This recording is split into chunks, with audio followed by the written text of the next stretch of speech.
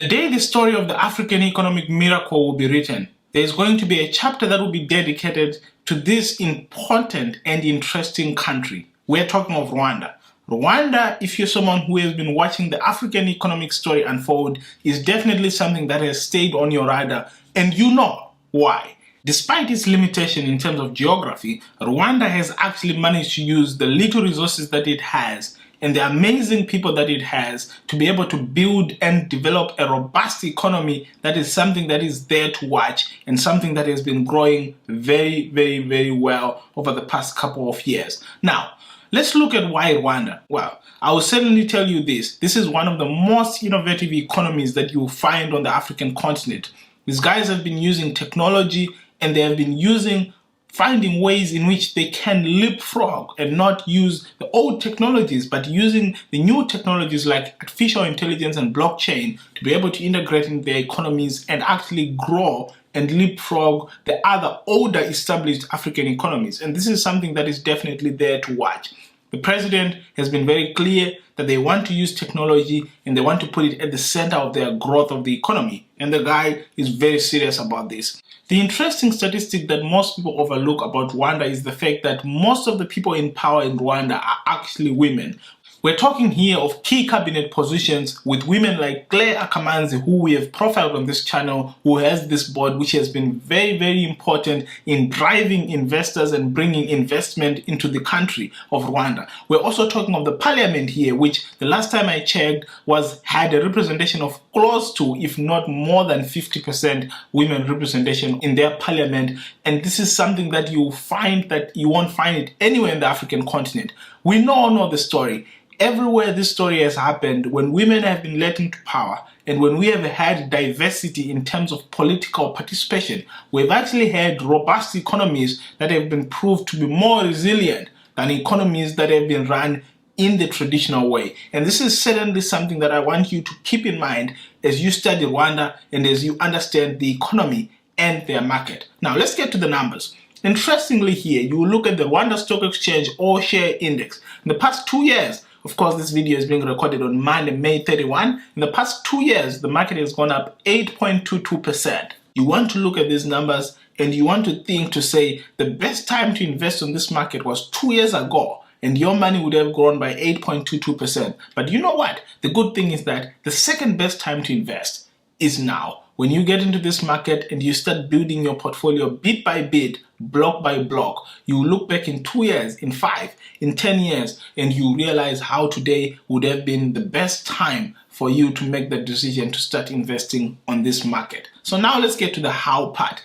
How did I actually get to a point where we say there is actually an account in my name on the Rwanda Stock Exchange? So let's get to it. Well, one, you need to start by reading and researching about the market. This is something that I always say. You don't want to make your decision just based on the fact that you like the people or you like the country or you have read in the press or you support us now and you have a football jersey that's written visit Rwanda and you just think this is visiting Rwanda is great, learning about Rwanda is great, but here when in terms of the economy, you don't want to make it based on emotions. You want to study the information, you want to study the numbers, and then of course you want to understand how you can actually get sources of information on this African stock market. And of course a video will pop up there that will show you how I go about this process of finding sources of information for each African stock market that I'm interested in. And then after you do that, you want to go to the website of the Rwanda Stock Exchange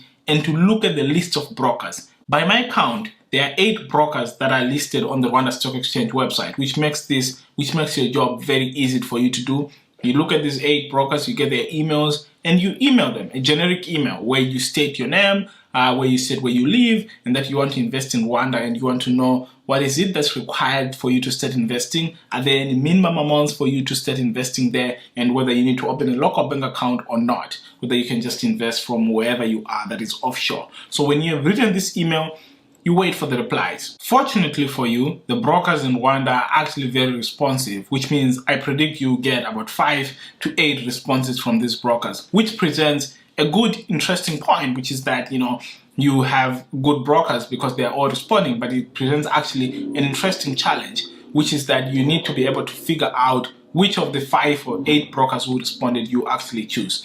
Then it comes to the narrowing down of how you choose. So firstly, you want to look at their research. This is something that is very important to me, and this is something that should be important to you as long as you are a very serious investor. You want to know what research have they offered in the past and whether this research has been good or not. And then after that, if you're someone who is not yet really confident about investing on your own, then you want to ask them if they have broker-controlled accounts or not. With this type of account, they should be able to make the decision for you and decide for you what counters to invest in based on their recommendations. And so definitely this is something that you want if you're someone who is really just an investor who is not someone who would call an enterprising investor who wants to make the decisions on their own. And then of course you want to ask them if they require you to open a local bank account. This is important because local bank accounts, as I say, they're always really difficult for you to open them. So you want to know whether you should open a local bank account or not. Let's get to the requirements. The requirements for the broker that I use is that you need to have an account opening form that they send it to you. You fill it out and you scan it back to them. There's also a KYC form because, of course, for money laundering reasons, they need to understand who you are. And then you need a notarized valid ID. In this case, it has to be a passport. If you're not a citizen of Rwanda, you need to have a passport that you specifically notarize or send to a commissioner of odds and send to them. And then you have a passport picture that you also tag and then you scan and you send it to them. The last thing that they need, the 5th thing, is for you to have a specimen signature where you just sign on a piece of paper and then you scan it for them. That is, of course, for future. If they need to verify that it's you using your signature, then you need to be able to reproduce that signature that you have on the specimen signature.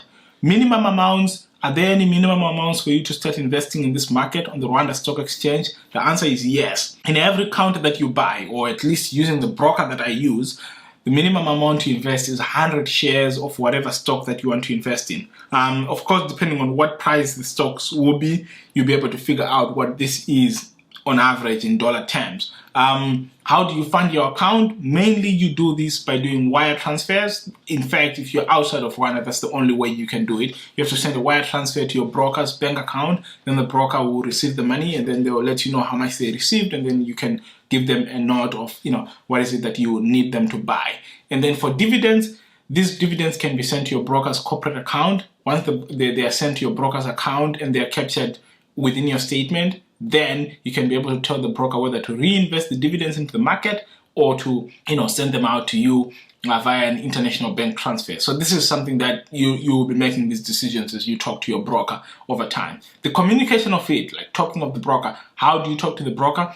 This is mainly done via email, but then you can call them if you're interested if you're someone who is worried about the language.